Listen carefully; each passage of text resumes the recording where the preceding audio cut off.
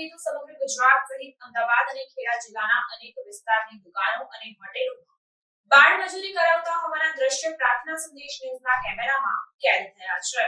આપને જણાવી દઉં કે અમદાવાદ ગાંધી રોડની એક ઇલેક્ટ્રિકની દુકાનમાં અને મહેમદાવાદ નડિયાદી દરવાજા વિસ્તારમાં કાપડની દુકાનમાં કામ કરતા બાળકો જોવા મળ્યા હતા।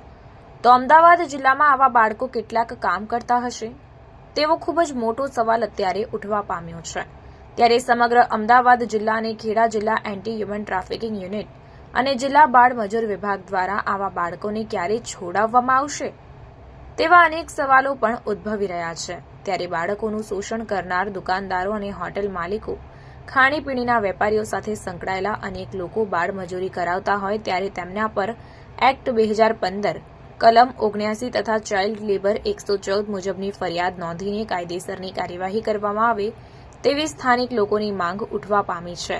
જ્યારે હ્યુમન ટ્રાફિકિંગ યુનિટ સમગ્ર ખેડા અમદાવાદ જિલ્લામાં નિષ્ઠાપૂર્વક કામગીરી કરે તો અનેક બાળકો બાળ મજૂરીથી છુટકારો મેળવી શકે તેમ છે। ત્યારે બાળકોને વહેલી તકે બાળ મજૂરીમાંથી મુક્ત કરાવવામાં આવે તેવી વ્યાપક માંગ ઉઠી છે।